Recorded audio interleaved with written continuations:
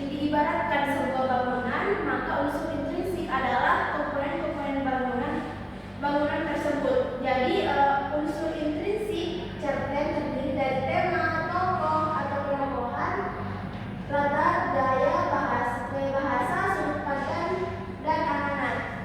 Yang kedua itu tema. Jadi dalam tema tersebut jarang dituliskan secara tersurat oleh pengarangnya. Untuk dapat merumuskan tema, kita harus terlebih dahulu mengenali rangkaian peristiwa yang membentuk alur cerita. Yang kedua yaitu penokohan. Jadi penokohan adalah cara pengarang menggambarkan atau mengembangkan karakter tokoh-tokoh dalam cerita.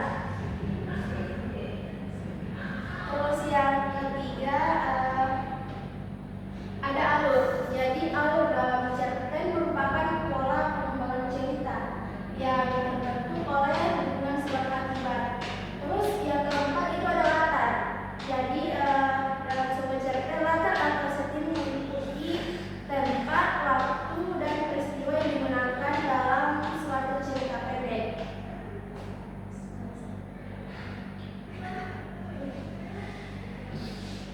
Jadi selanjutnya kita akan beralih ke struktur dan kaidah teks dalam cerita pendek.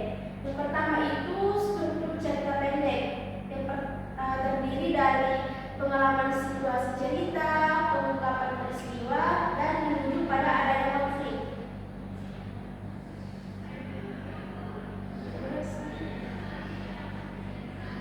Terus kaidah kebahasaan cerpen itu yang pertama